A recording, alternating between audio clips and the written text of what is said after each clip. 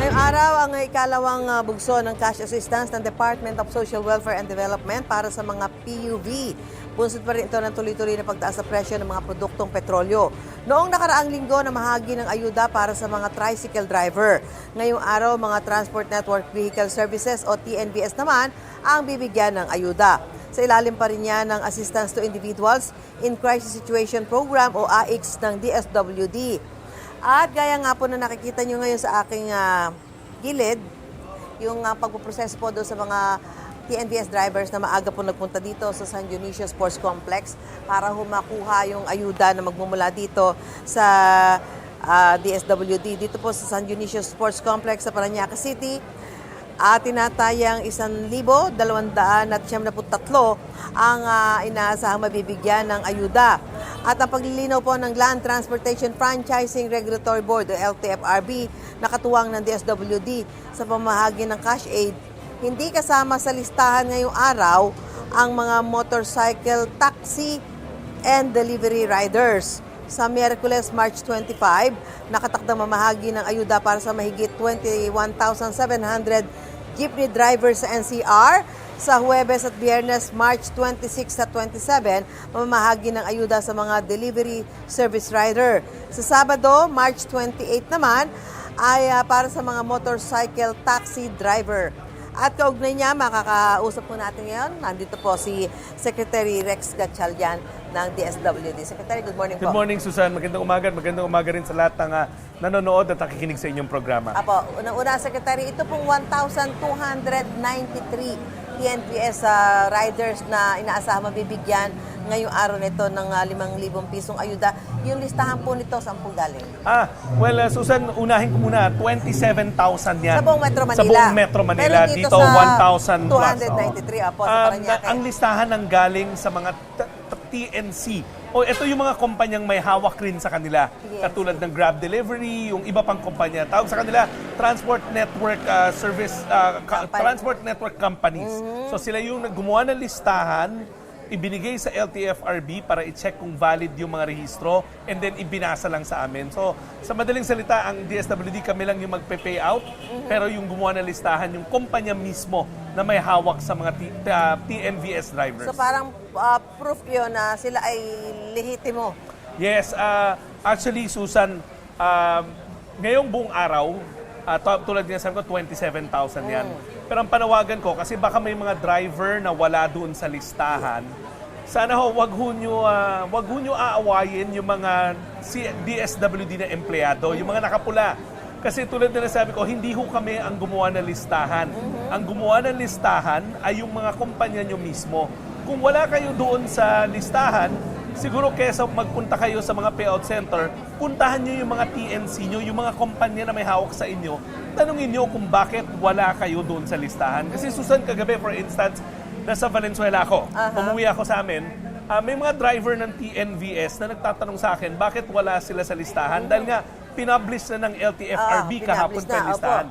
Apparently, natuklasan ko, Susan, na ang mga pinasok sa listahan, yung mga TNVS drivers na may legitimate license to operate.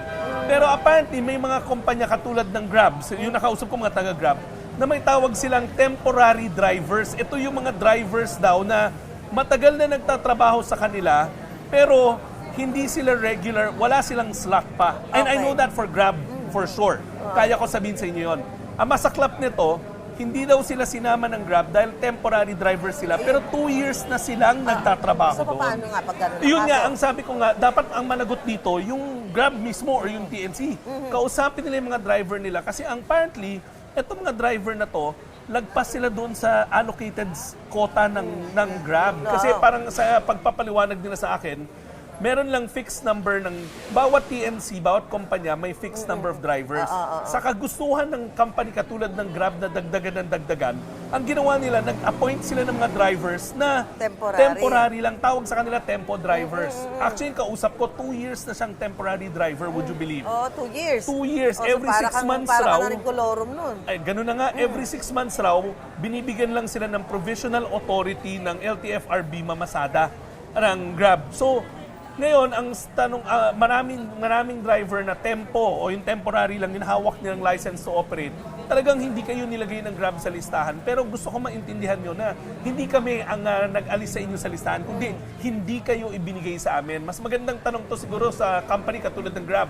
Paano yung mga temporary drivers nyo na lagpas doon sa allocated na legitimate slots nyo sa LTFRB? Sa Susan, ang masaklap pa nito, may sinasabi raw yung mga ibang Grab representatives na kesa nag-cut off ang DSWD at wala raw pondo, walang katotohanan yan. Ang pondo para sa ayuda sa mga public utility drivers katulad ng mga TNVS natin, meron ho yan, nakatabi ho yan. Pag binigay nyo yung listahan sa amin, bibigyan sila ng tulong pinansyal. Nagrarason na kasi itong mga TNC eh. Susan, kaya ako ngayon buong umaga, bothered ako kasi sa amin mismo sa Valenzuela, ang dami nagpupunta na wala sa listahan kasi temporary driver sila. Ayun na nga, paano sila? So, well, ang una kong panawagan sa kanila, huwag niyo ho aawayin yung mga nakapula na mga DSWD staff. Kesa magpunta kayo sa payout centers namin, magtungo kayo sa mga kumpanya nyo, yung may hawak sa inyo. Hayaan nyo sila ang maglagay sa inyo sa listahan at ibigay sa amin. At makakakuha sila kung At sakasakala. makakakuha sila. Kasi sabi nga namin, kapag binigay sa amin yung listahan ng TNC through LTFRB, hindi naman kami magtatanong na eh. Kami naman, ora mismo, bibigyan sila ng tulong pinansyal. Okay, Secretary, yung mga nasa probinsya ho, nagtatanong din, makakatanggap din ba sila ng ayuda? Yes, Dahil alinsunod apektado sa rin. utos ng ating Pangulong Ferdinand R. Marcos Jr., itong programa na to hindi lang sa Metro Manila. Inuna lang natin yung Metro Manila kasi mas marami talaga dito. Okay. Pero pagtapos nitong linggo na to, in fact, right now, naglilikom na tayo ng mga listahan sa the local government unit sa probinsya. Magsisimula na tayo ng payout natin para sa mga nasa probinsya after Holy Week kaagad. After Holy Week. O, kasi next week, Holy Week na eh. Opo. So, kailangan, tingnan nyo kung kayo mapapasama doon, kayo ay nakasama sa mga listahan. Correct. Ang pinakagagawin natin, pag kayo ay tricycle driver, magtungo lang kayo sa inyong local government unit. Kasi sa unahin natin yung malalaking syudad. The cities outside Metro Manila kasi sila yung may pinakamaraming bilang ng tricycle drivers. Magpunta lang kayo sa inyong local government units, yung mga city government nyo, para masiguraduhin na may license to operate kayo at mabigay sa amin yung listahan. Opo. Secretary, sa mga susunod na araw, may mga nakaschedule pa raw bang pamimigay ng cash assistance sa ilan pang mga public utility vehicles? Ano ho yung mga dapat abiso sa mga gustong mag-avail ito ng mga tsuper?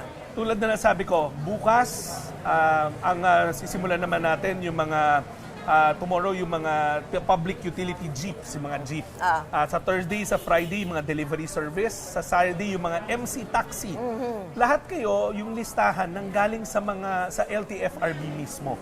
So, ang tagubili namin sa inyo, every day, check nyo yung LTFRB webpage kasi katulad na nangyari ngayon, kahapon nilabas na ng LTFRB yung kanilang mga listahan. Pag may tanong ho kayo, pwede ho kayo magsumangguni sa LTFRB or sa mga kumpanyang may hawak sa inyo.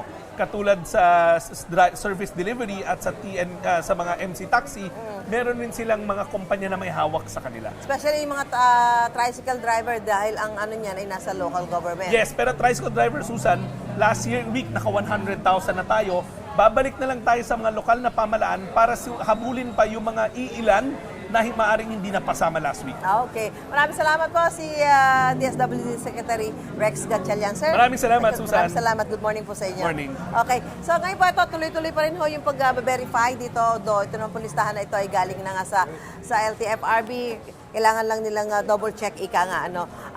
At para din ho dito, so within the day, matatapos yan. Ngayong umaga, yun yung mga nagtatapos daw sa letter A to G. Hanggang mamayang tanghali, yung H to Z naman, yung mamayang hapon para ho maging maayos ang pamamahagi po ng ayuda. Mula po rito sa San Dionisio Sports Complex sa Parañaque, back to studio po tayo. Gusto mo bang mauna sa mga balita? Mag-subscribe na sa GMA Integrated News sa YouTube at tumutok sa Unang Balita.